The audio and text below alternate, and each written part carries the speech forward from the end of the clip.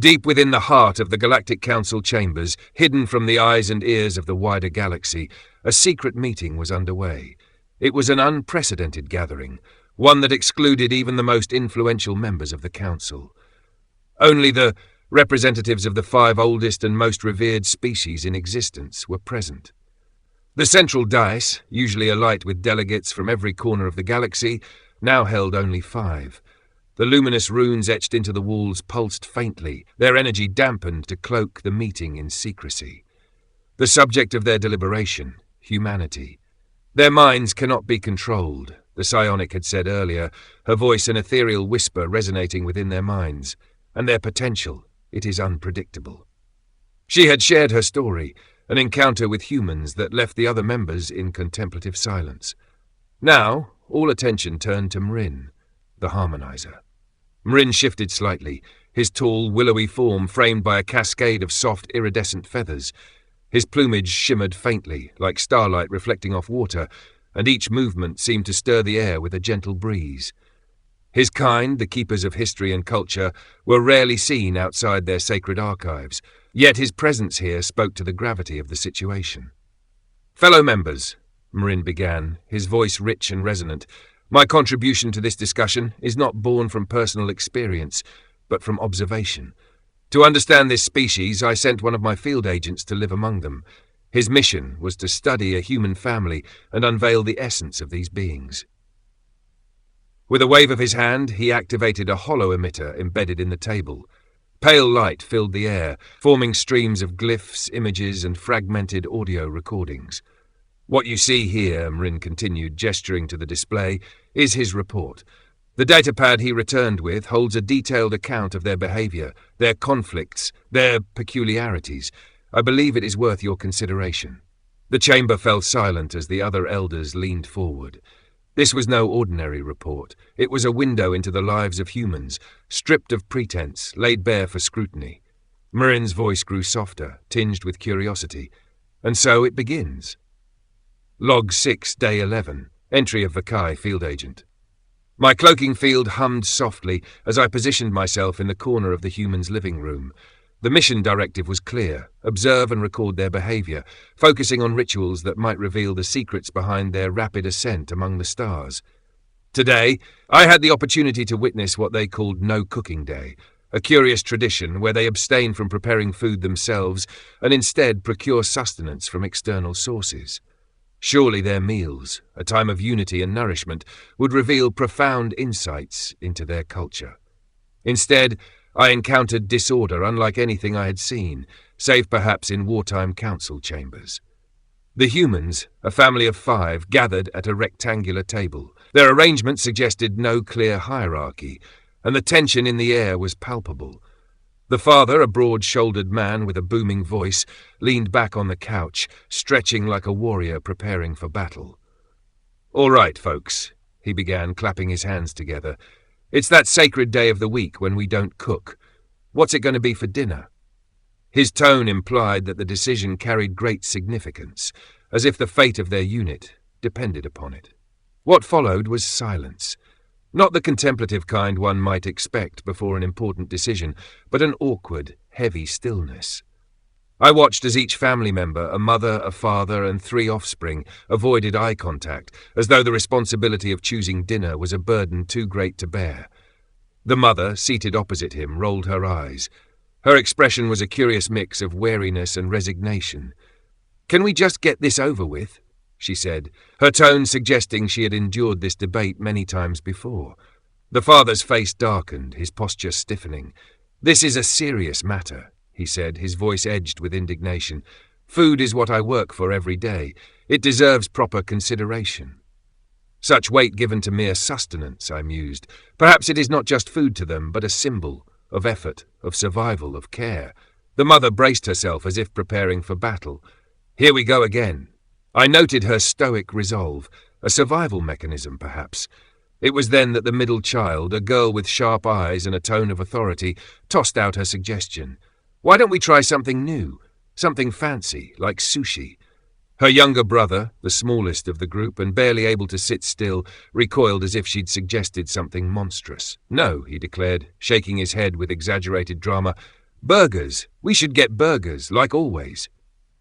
The middle girl shot him a glare that could melt steel. Burgers? Again? Are you trying to turn us into a fast food family? I can't eat another burger without feeling like I'm part of some failed experiment. The youngest bristled, leaning back in his chair with a smug air of defiance. At least it's better than your sad little sushi rolls. Oh, look, I'm so fancy eating raw fish, he sneered, twisting his voice into mockery. Her eyes narrowed dangerously. It's called culture, you uncivilized gremlin. Maybe you should try it sometime instead of living on greasy patties. The youngest, clearly not one to back down, scowled and threw his arms up. No sushi. I want ice cream for dinner, then? The middle girl's response was immediate and cutting. Ice cream? For dinner? You moron. Ice cream is not a dinner, it's a dessert. Maybe if you spent less time acting like a toddler, you'd know that. He shot her a defiant look. It's still better than sushi. You fish goblin. Her voice was sharp, dripping with sarcasm. Oh, sure, ice cream for dinner. Next you'll be asking for candy for breakfast, you little sugar fiend. The youngest folded his arms in exaggerated annoyance. Whatever, you're just mad because you're too fancy for ice cream. Too fancy? She shot back. I have more taste in my pinky than you have in your entire brain. The father, observing the growing chaos, attempted to intervene. You know what this reminds me of? He began, his tone shifting to one of practiced levity. The mother sighed as though anticipating a disaster. The youngest, however, tilted his head, curiosity piqued. Skeletons, the father said, a grin breaking across his face. They don't fight over dinner. Do you know why? Why? The youngest asked, his voice small and hopeful. Because they don't have the guts!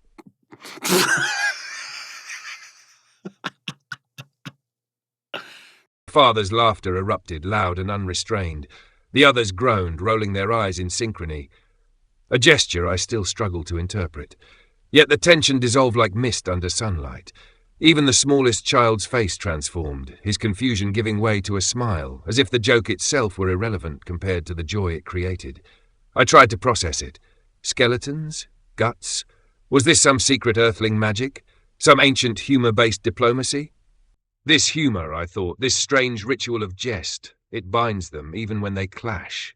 The idea of conflict dissolving into collective mirth was foreign to me, yet oddly beautiful. I made a mental note, when in doubt, tell a bad joke. The eldest child, who had remained silent until now, cleared his throat. How about tacos, he offered, his tone calm, almost diplomatic. The mother massaged her temples, a gesture of exasperation. Tacos are messy. Last time, half the fillings ended up on the floor. The middle daughter seized the opportunity to strike. That's because someone eats like a wild raccoon. All eyes turned toward the youngest, whose mischievous grin betrayed his guilt. That was an accident, he said, with no trace of remorse. I tilted my head, perplexed by the exchange. Tacos? I thought, scanning my knowledge banks. A structurally unstable food vessel, reliant on delicate balance. And they willingly choose this, knowing its propensity to collapse. The debate raged on. The middle daughter proposed kale wraps, and the father rejected them with a chuckle. I'm not a rabbit. The youngest, clearly emboldened by this, threatened a hunger strike if anything green came near his plate. A hopeful suggestion of fried chicken was met with a chorus of dismissals. Too greasy, someone declared, as if grease were a malevolent entity plotting their downfall. Chinese food entered the arena but was swiftly vetoed by the middle daughter. I'll pass, she said, arms crossed. Chinese food makes me feel like I accidentally ordered MSG with a side of noodles. I paused. MSG? Isn't that a chemical compound? Were they rationing chemicals or meals? Indian food was next to fall. The father waved it off, his eyes glinting with humour.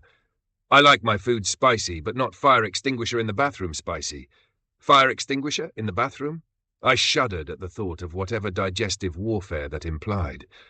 I observed, astonished, as each suggestion was countered with the zeal of a council debating the fate of a planet. In my culture, this level of deliberation was reserved for matters of extreme significance: treaties, resource distribution, war councils. Here they were deploying this verbal firepower over their evening meal. Their faces were animated, their voices passionate. I half expected a formal vote, a council seal, or perhaps a celebratory gong once a decision was made. Yet beneath the absurdity, I sensed an odd, beautiful ritual. This wasn't just about food. This was a performance, a test of wit, a bonding exercise wrapped in sarcasm and grease avoidance. The mother, her patience fraying at the edges, finally issued an ultimatum. If you don't make up your minds in the next 5 minutes, we're all having cereal for dinner. Her voice, tinged with exhaustion, left no room for argument. The father raised a hand, his expression shifting to one of sly calculation. Let's settle this like civilized beings, through a vote. In an instant, the youngest and eldest rallied to his side, their eyes alight with the promise of pizza. The middle child, however, protested with all the fervour of a budding rebel, but the mother, perhaps sensing the futility of further wrangling, opted for silence, her eyes resigned. Democracy wins, the father declared, his grin a mix of satisfaction and mischief. My senses buzzed with excitement. The humans had finally chosen their meal. The great battle of indecision was over. They had all agreed on pizza, a unifying force, a beacon of peace and sustenance. I meticulously recorded every detail, fascinated by the ordeal. Decision-making among humans is fraught with debate, defiance, and emotional turbulence. Yet amidst the chaos, they demonstrate adaptability and compromise, perhaps a key to their success among the stars. Surely, I thought, the hardest part was behind them. I relaxed my focus, anticipating a smooth conclusion to the ritual. Little did I know, the storm was just beginning. The father, now seated with the authority of a general about to issue orders, steepled his fingers. All right, now we need to decide on the toppings. The debate had reached new heights. The middle child, ever the advocate for health, had once again raised her flag for the pineapple topping. Pineapple's healthy, she said, her voice carrying the weight of righteousness. It's got vitamins and it's sweet and tangy. It would balance the savoury of the cheese. The words landed like a grenade in the middle of the room. The father's face went rigid, his eyes narrowing. Pineapple? On pizza? His voice dropped to a whisper of disbelief. We raised you better than this. A mix of disgust and pure horror. That's an abomination, a travesty of everything pizza stands for. The older sibling snorted. I'd rather eat drywall than pineapple pizza. The daughter snapped. You have terrible taste anyway. You think raisins are good. The older sibling gasped. Don't you dare disrespect raisins. You can't be serious, the middle daughter insisted, leaning in. It's a modern combination. It's the future of pizza. The father shot her a withering glare. No. The future of pizza is the same as the past. Cheese, sauce, and some kind of meat. Anything else is, well, unnatural. Pepperoni is a classic. It's the cornerstone of pizza civilization. The middle daughter raised an eyebrow and suggested, why don't we just do half and half? That way everyone wins. Half and half, the father repeated, aghast. It's not about topping, it's about respecting the crust. I leaned my head, trying to process the gravity of the situation. Respect the crust? A thought echoed in my mind. Is this some sort of culinary ritual? Like a sacred crust covenant? Because where I'm from, food usually just gets eaten, not revered. Are we supposed to kneel before the pizza before we consume it? It was then the mother, who had been quietly watching the spectacle unfold, glanced up. Her gaze swept across the room, narrowing as if she'd caught sight of something suspicious. She casually spoke, her voice light but tinged with a strange awareness. I noticed a flickering in the corner over there. She pointed toward my direction. But the father, still red-faced with indignation, blinked, then scowled. Don't try to change the topping. I mean, topic, he corrected hastily, his mind momentarily scrambling for control. The youngest child, whose attention had wandered between pizza options and his own amusement, let out a soft giggle. He said topping instead of topic. He whispered to his older sister, who shot him a look that could melt metal. I had heard so much about this pizza by this point, and the endless back and forth was testing my patience. The curiosity about this strange earth food, the frustration with the constant indecision, I couldn't take it anymore. The arguing, the indecisiveness, it was all too much. I stood up abruptly, breaking my camouflage, exasperated shout. By the twin suns, just order the pizza, please! The entire room froze, eyes widening in surprise. The father, his posture stiffening in reflexive defense, looked around in shock. What the?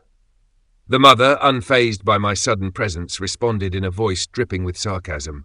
I told you to install the burglar alarm 7 times already. she said, her tone dry, as if this sort of interruption was nothing new. The father, still trying to make sense of the situation, glanced at the mother. "I'll do it first thing in the morning, okay?" he said, though his words lacked conviction. "I'm not a burglar. I'm a field agent," I retorted quickly, as the family's attention shifted to me, all eyes now fully aware of my presence. The father, turning back to the kids, now seemed to take it all in stride. "I know their species," the father said, his voice tinged with recognition. "He's a Xantharian. They're an ancient, peaceful race, like historians or perhaps librarians. They're known for their kindness and their endless curiosity about other cultures." "He's probably here to study us," the father added, nodding thoughtfully. "Xantharians are known for observing and learning from other species. It's in their nature." I found the comparison to librarians amusing, especially since my species had a long history of not just observing, but actually interacting with the civilizations we studied. Before I could voice that thought, the father turned to his children with an exaggerated sigh. "Kids," he said, throwing up his hands in mock surrender, "this is all on you now. He'll be reporting back that humans can't even decide what they want for dinner. Congratulations!" The mother shot him a pointed look, clearly implying that the father shared some of the blame for the situation. The mother, still clearly annoyed by my uninvited entrance into their dinner chaos, shot a pointed remark. "This is an intrusion," she said, her voice sharp and clipped. "You should have just politely asked to study our circus. I mean, really, at least show some manners." I nodded in agreement, feeling a twinge of guilt for my abrupt entrance, though my directive had been clear. "I'm sorry," I said, my voice genuine. "My original instructions were to ask permission, but I didn't want to risk altering your behavior with my presence." The mother sighed, clearly frustrated with the whole situation. But the father, ever the optimist, waved off the tension. "Fine. Since you've become our uninvited guest, you may have dinner with us," he declared, his tone lightening. "But only pizza with pepperoni. Our best. I don't want our food reputation ruined by pineapple topping." As I stood there, still processing the strange sequence of events, I couldn't help but reflect on the odd warmth of the situation. Humans were known to be unpredictable and volatile, but these particular humans, despite their chaos, were proving to be anything but aggressive. They hadn't panicked at the sight of an intruder in their midst, nor had they called the authorities or responded with hostility. Instead, they invited me to join them for dinner. It was baffling in the best way. I couldn't help but smile at the absurdity of it all. "Pepperoni pizza it is," I agreed, finally feeling somewhat included in their strange ritual. The children, who had been caught up in the pizza debate, totally forgotten, now seemed to regard me with an expression that shifted from curiosity to a kind of innocent acceptance. The younger one, his eyes wide with curiosity as he stared at the feathers on my back, whispered to his sibling, "Can we keep him? He's kinda cool." The middle daughter, who had been quietly observing the exchange, tilted her head and joined in. "I don't know. He's not a puppy, but I guess he's kind of fascinating." She glanced at her older sibling. Imagine all the stories he could tell about other planets. And so, in the most unexpected way, I found myself sharing a meal with the humans, no longer just an observer, but an unwilling participant in their culinary chaos. Finally, the pizza arrived, and I was handed a slice. I hesitated for only a second before taking my first bite. The moment my teeth sank into the warm, slightly crisp surface, I was immediately bombarded with a strange, unfamiliar sensation. The substance in my mouth was not like any sustenance I had previously encountered. The first thing I detected was a soft, melting substance that enveloped my sensory organs. It was smooth, almost oily, but not in a way I had ever experienced before. The sensation was rich, so full it overwhelmed my systems in an unexpected way. It had a sensation that was difficult to classify in my native tongue, but I thought of it as thick and smooth, perhaps like a dense fluid from my home planet, though it was nothing like that. Then the hot, tangy layers hit me, sharp yet deep. I couldn't quite define it, but it reminded me of a substance I'd catalogued once, a naturally occurring sharp substance from an ancient species known as tomato, though I had never encountered it outside of recorded data. It created an intense, refreshing reaction, balancing out the thick sensation from earlier. Next came the irregular crunch of meat discs, small, circular, and slightly burnt at the edges. I recognized the sensation of spice, an unrelenting heat and sharpness that moved rapidly across my sensory nodes. It felt as though the heat came in waves, poking and prodding at the back of my mind. This heat was not like the environment's natural warmth. It was foreign, intense in a way I did not have a direct translation for. The grainy base, what the human called crust, was chewy and firm, and I could almost feel a slight breadiness to it. It reminded me of a substance we occasionally encounter on other planets, but this one was softer, with an underlying bitterness that grounded the entire creation. As the flavors danced across my receptors, my brain scrambled to catalogue what was happening. Every taste felt too complex to dissect. There were layers upon layers of sensations, each one slightly different from the last. The richness of the smooth substance, the sharp heat of the meat discs, and the unexplainable crunchiness that I was feeling. Was it crust or something else entirely? For a moment, I froze, my sensory processors overwhelmed by the force of these new experiences. This was no ordinary food. Was it alive? Could it be a form of living energy that communicated directly with my synapses? My mind couldn't keep up.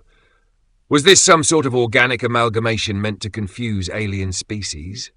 The middle daughter, watching me with wide eyes, leaned over to her siblings and whispered, "I think we broke him." Her voice was full of amusement, but also a little concern, as though she might need to recalibrate something in my processing unit. Still processing, I muttered, "What is this?" My voice was hoarse, unsure of how to phrase the marvel I had just experienced. It was neither good nor bad, but something altogether beyond the simplicity of known sensations. The father, watching me with a bemused smile, finally spoke. "Told you pizza's the best thing ever."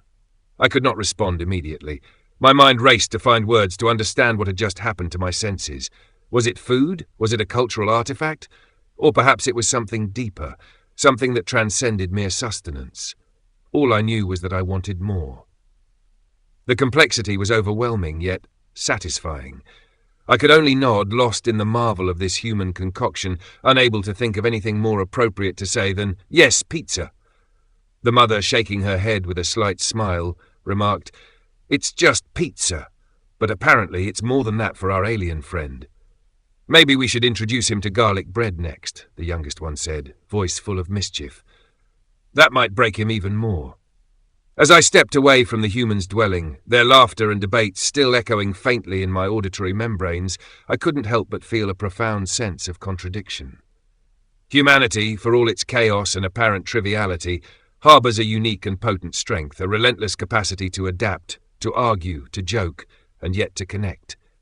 They transform the mundane into rituals of bonding, infuse absurdity with meaning, and in their discord find unity. I came to observe their customs, hoping to decipher their meteoric rise among the stars.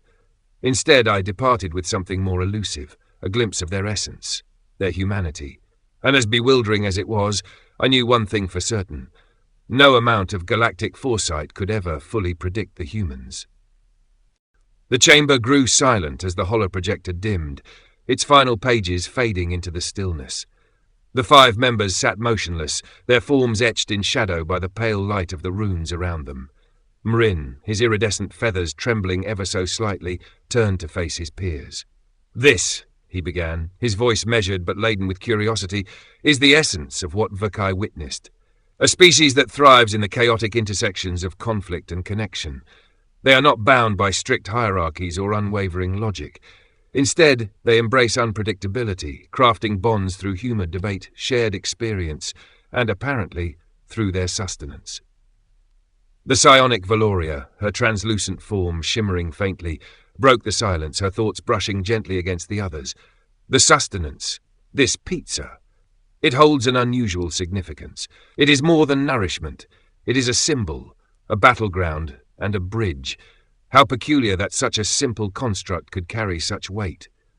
Selnar the diplomat, her crystalline body refracting light into a spectrum of colour, leaned forward, her voice sharp and resonant. Their adaptability is both their greatest weapon and their most unpredictable trait. They argue over something as trivial as a meal, yet through that argument they strengthen their bonds. Perhaps even the pizza itself reflects their paradox, a harmony of diverse and conflicting elements. The general's scar, his massive, stone-like frame unmoving, let out a deep rumble that reverberated through the chamber.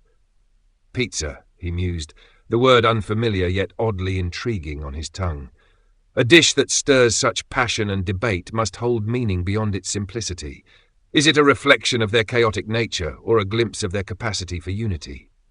Either way, we must consider, if their chaos is their strength, might it also be their downfall? Can we trust a species that thrives on such volatility? Mrin lifted a feathered hand, a gesture of calm. Perhaps their chaos is not a weakness, but a mirror. It forces us to confront the rigidity in our own ways. Even their pizza debates, frivolous as they seem, reveal a capacity to embrace conflict, adapt, and find resolution. Their unpredictability may be exactly what this council needs, a catalyst for growth in a galaxy grown too comfortable with its certainties. Korak the engineer froze, his cybernetic fingers tightening around the edge of the obsidian table. The hum of his mechanical limbs faltered for a fraction of a second before he spoke, his voice laced with awe and calculation. Their chaos fascinates me, but I find myself dwelling on the complexity of this pizza. A layered construct, simultaneously simple and intricate, combining elements that should clash yet somehow coexist. It is a microcosm of humanity itself. The report raises more questions than it answers, yet it reveals one undeniable truth. Humanity is not to be dismissed. Their ascent among the stars is not a fluke, but a testament to their unique essence. And as the meeting adjourned, the words of the psionic lingered in their minds. In their laughter and arguments, and even in their debates over this pizza, I hear the echoes of something we have long forgotten, the unrelenting spirit of possibility.